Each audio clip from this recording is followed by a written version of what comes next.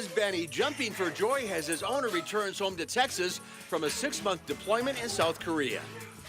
You've heard the term man's best friend? This is what it looks like. And finally, we leave you with this. Monk seal pups nuzzling and playing together at a marine mammal rescue center in Hawaii. The duo were rescued after they got separated from their moms.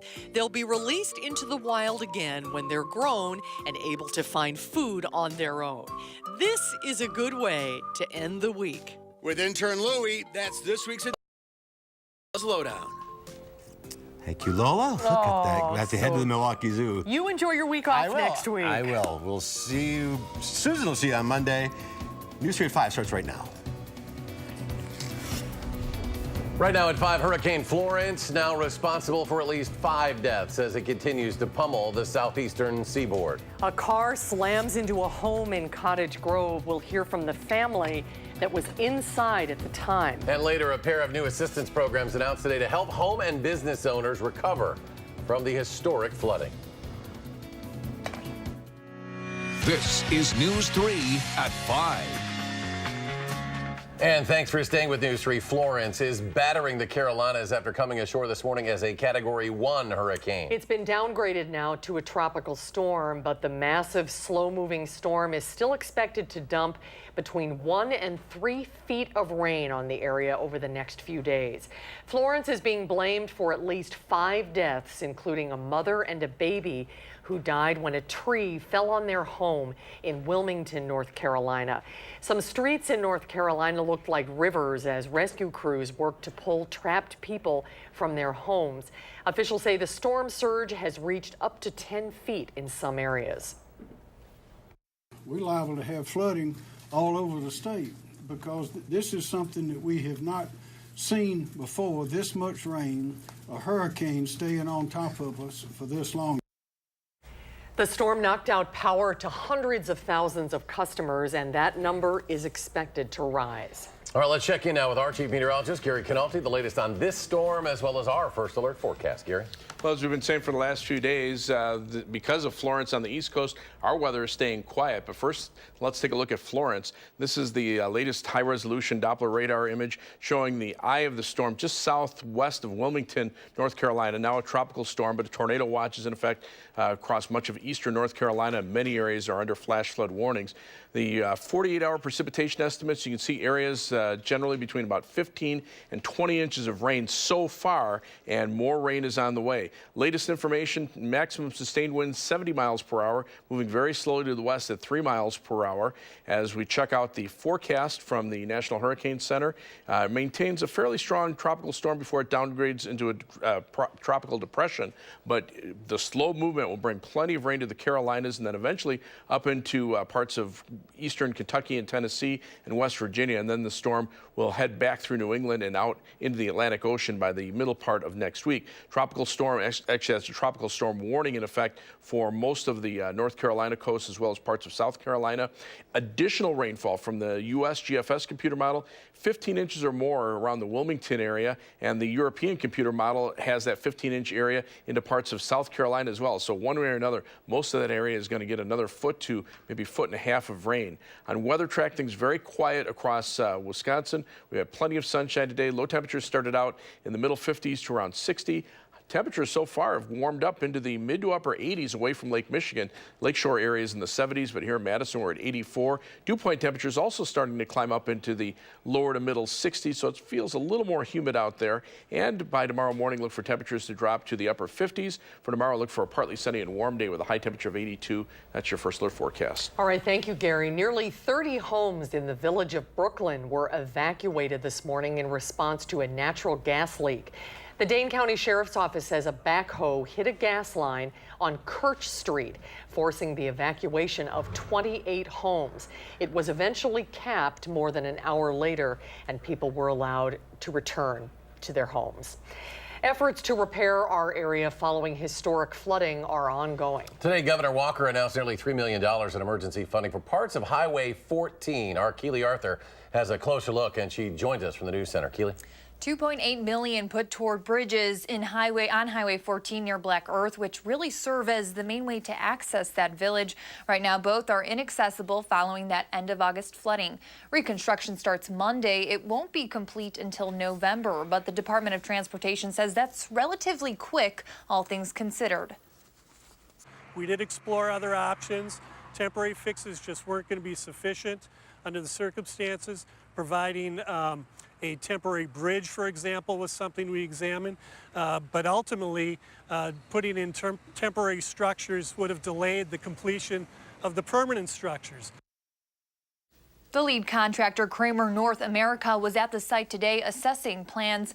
And coming up on News 3 at 6, we speak with the village administrator and share her reaction to this emergency funding that will no doubt help get Black Earth back on its feet. Yeah, wow, really important artery there. I'll keep people updated on that. Keely, thank you. The governor today also announcing 2 new programs to help people and businesses recover from the flooding. The Wisconsin Housing and Economic Development Authority launching a new $2 million program that'll provide no-interest loans up to $10,000 for repairing homes. Meanwhile, the Wisconsin Economic Development Corporation is launching a $2 million loan program to help small businesses recover. WISC will award grants to regional entities that'll provide no-interest loans of up to $15,000 for businesses to make repairs and cover expenses. A Cottage Grove family narrowly avoids tragedy after a car crashed into their home this morning, but a father tells our Josh Spreiter that his kids are now scarred for life. It was just a normal Friday morning for the Arthur family when a car came barreling off the highway right into their living room. I couldn't get out here fast enough. Charles Arthur just couldn't believe his eyes. Where's my family? That was the biggest thing. My family. Around 6:15 Friday morning, one of his kids called him crying in an all-out panic. An SUV had crashed into the family's home off of County Highway TT. You think it wouldn't happen to you, but it's just one of those things. I was more worried about having a house fire. Charles's wife and 3 of their kids were in the home at the time. And get this, just 2 minutes before the crash, one of the daughters was sitting on this living room couch. Luckily, none of them were injured. Definitely had a guardian angel this morning. All of the family's pets had also been accounted for after a bit of a search. The family is already thankful for the community stepping in to help. One good thing about small towns is the community is pretty tight. The driver was taken to the hospital with non-life-threatening injuries. Fire and rescue officials couldn't believe the family made it out uninjured. It's just amazing that you come up to something like this and you see that and what your expectations are, but we're fortunate here. While the family is now left gathering what's left of their belongings, Charles says he's counting their blessings. The house can be replaced. And due to the significant damage done to the front of the home inspector has deemed the home unsafe. The family isn't sure what they're going to do next. In Cottage Grove, Josh Spreiter, WISC News 3. Right now, the Arthurs are staying with family and friends. Investigators are not yet sure what caused the car to veer off the highway. The committee that works to elect Democrats to the state assembly is filing a federal lawsuit challenging Republican-drawn legislative boundaries. The Assembly Democratic Campaign Committee filed the lawsuit today, hours after a group of Democratic voters renewed their own federal challenge to those district boundaries. Columbia County trying to stop a growing trend after seeing 4 opioid overdose deaths in just 6 days. Law enforcement officers say they're seeing issues with all opiates, but particularly heroin that's now being laced with fentanyl, making that drug 50 times stronger. It's forcing officers to use multiple hits of Narcan to revive people. In some cases, it doesn't work at all. They're hoping drug courts and a medication-assisted treatment program can help stop this. The program recently received a 1-year, $350,000 state grant to pay for these services to continue. A busy intersection in Madison is causing concern for some residents who say cars are not yielding to pedestrians. It's at Packers and Schlingen Avenues, right near a Madison school on the north side. Our Madeline O'Neill joins us live at the intersection. Maddie? Well, we've been here most of the day and cars have been zooming by like this. The speed limit is 35 miles per hour here, but according to speed limit or speed display signs, we've seen cars go 45 miles per hour or faster. And while there are pedestrian crossing lights here, some in the area say they don't matter because people aren't stopping. And because there's a school right nearby here, kids are often in the crosswalk. And after hearing concerns from a parent this week, Madison police put out temporary speed signs signs and boards to remind cars to slow down. Police tell us the price for failing to yield to a pedestrian in a crosswalk is hefty, with a $250 fine and 4 points off your license. But the real price is putting others in danger. Unlike another car, it's awfully difficult to fix a human being sometimes. So we really have to watch out for each other, is what it comes down to. Madison police say they're doing what they can to enforce laws in the area, but it's the city's engineering department that would need to make any permanent changes to the intersection. We reached out to them, but haven't immediately heard back. Now, another concern is while some cars will stop here, other cars behind them don't, and police want to remind drivers if you see a car slowing down in front of you, it may be because they're stopping at a crosswalk like this. Susan and Eric. Boy, it really puts in perspective how fast the traffic is going there just during that live shot, just seeing that. Madeline O'Neill reporting live. Maddie, thank you. A popular breakfast restaurant on State Street has been named the Allied Business of the Year by the Wisconsin LGBT Chamber of Commerce. The chamber announced the winners of its 2018 Business Awards today. On the top of the list, Short Stack Eatery.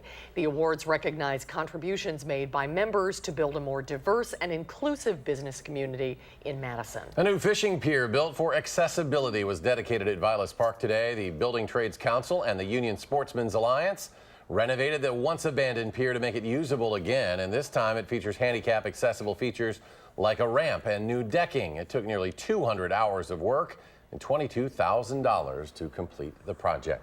There's more to come tonight at 5 when we come back. Residents in 3 Massachusetts communities are now beginning the long process of cleaning up after gas explosions tore through dozens of homes. And President Trump's former campaign manager, Paul Manafort, pleads guilty to a pair of felonies and is now cooperating with the special counsel. An update when we come back.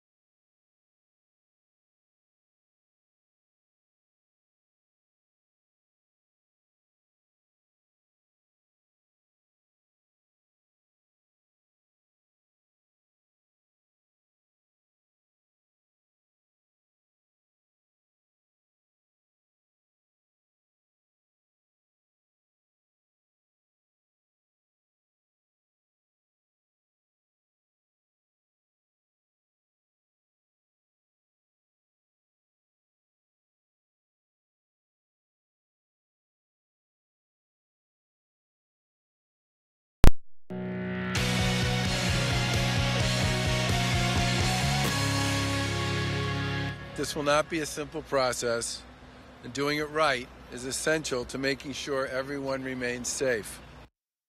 Officials today are going house to house as they investigate a series of deadly natural gas explosions that rocked 3 Massachusetts communities just north of Boston yesterday. Thousands of residents were forced from their homes. An 18-year-old died when a chimney crashed on top of his SUV, and nearly a dozen more were injured, including a firefighter. Authorities blame this fire on gas lines that became overpressurized. Things that we will be looking at will be the design of the pipeline system, any maintenance or upgrades that may have been done or are in the process of being done. About 60 homes caught fire. The gas company shut off gas to the area and plans to inspect 8,600 affected customers as a safety precaution.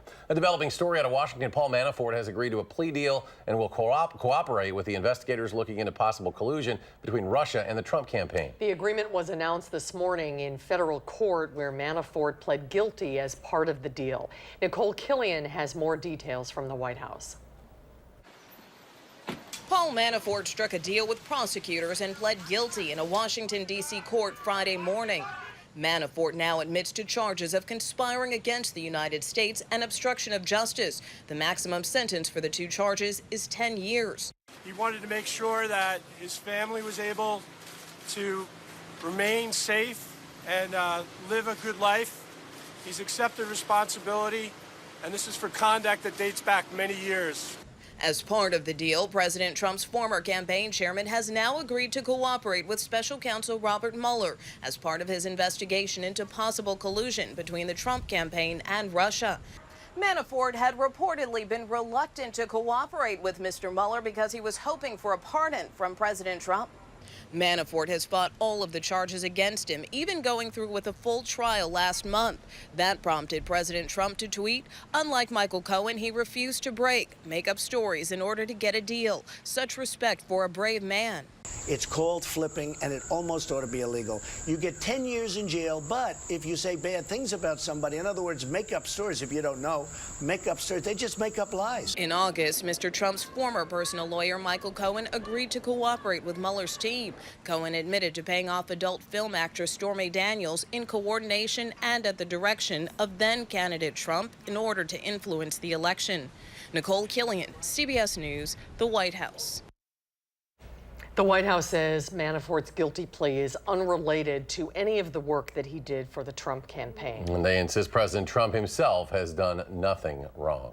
All right, we turn now to weather. Of course, all eyes remain on the hurricane and now a tropical storm down there, but our weather has stayed absolutely beautiful, Gary. And it will continue to do so at least for a couple more days before we start to see some chances for rain move back in beginning Monday night and Tuesday, but better chances for Wednesday and Thursday of next week. In the short term, visible cloud track kind of the same as the last couple of days. Lots of sunshine across Wisconsin. Difference today, we had some fair weather cumulus clouds pop up during the afternoon hours, but even those are starting to dissipate. They will dissipate pretty quickly as we head towards sunset. So we'll see mostly clear skies overnight. And you can see the thicker clouds up across Minnesota just staying there because they're stuck there. I mean, high pressure is just sitting and blocking them from moving in our direction. The high temperature trend over the next few days, expect highs to be in the low to mid 80s through Tuesday, and then dropping back into the 70s for the rest of next week. 70 around Wednesday, a little warm up on Thursday, and then back to around 70 degrees by Friday, which is about our average high temperature for that time of year. As we take a look at the live view from the Queen Bee Radio Skycam in Platteville, you can see a couple of those fair weather cumulus clouds. The WISC Skycam looking out toward the west shows just a couple of clouds, but otherwise mainly clear skies overhead.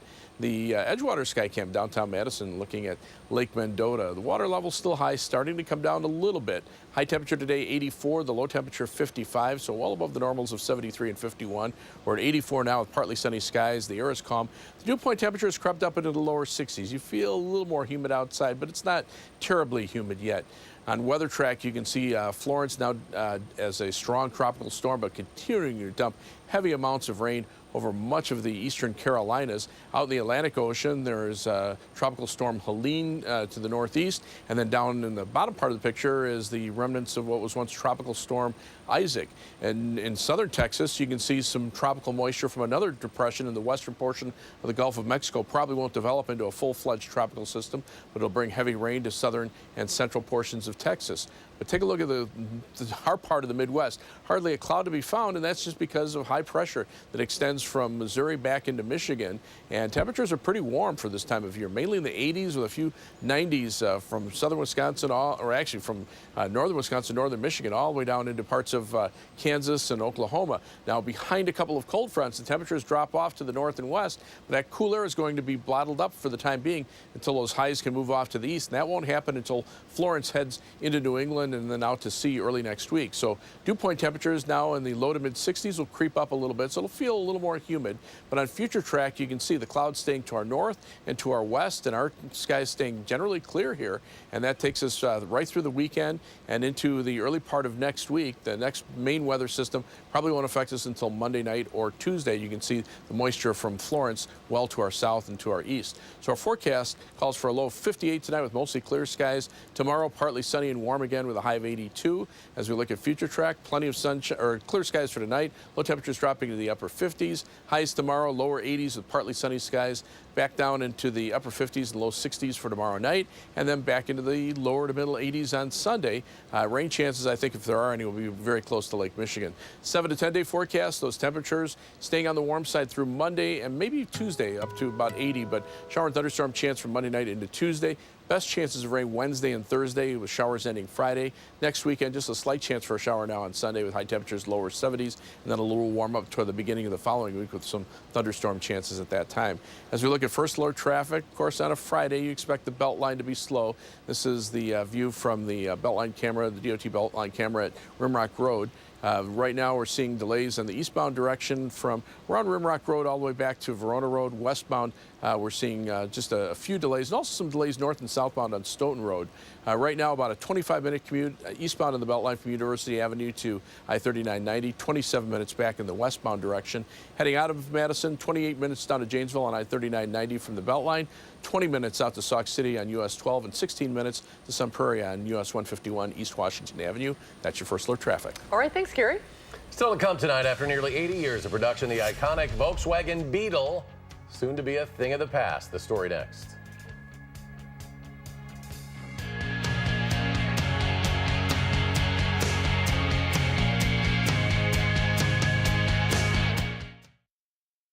News 3.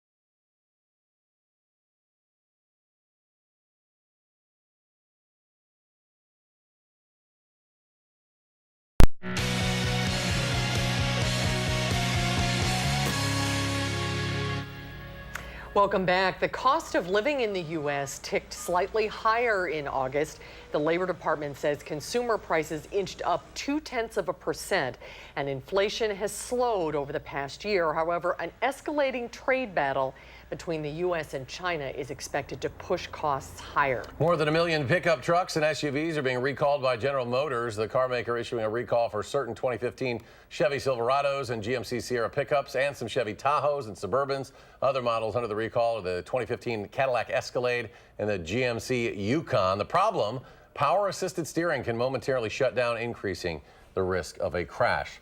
It is soon to be the end of an era. Next summer, Volkswagen ending production of the iconic Beetle. The car has been around for almost 80 years. As Tina Kraus reports from London, slow sales are driving the decision. It's the end of the line for the Volkswagen Beetle. The German car maker will stop building it next year at a factory in Mexico, the last plant in the world to make the bug-shaped vehicle. The loss of the classic car after 3 generations has some Beetle lovers heartbroken. Losing the Beetle in production makes me feel like I lose a little bit of myself.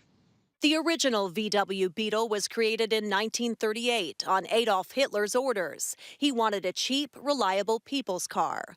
The curvy-top sedan went on to become one of the biggest-selling foreign-made cars in the U.S.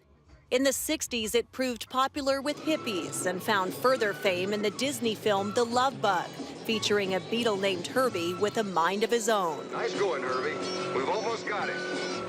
The car has seen changes over the years, with new modern designs replacing the iconic version. VW sold more than 15,000 Beetle models in the U.S. last year, down more than 3%. Experts say sales are slowing as consumers turn toward SUVs. Despite the decision to kill the Beetle, fans are holding out hope the Bug may one day come back to life in an electric version. Tina Kraus, CBS News, London. You know they'll bring it back someday, right? They always do. Another check of the forecast when we return.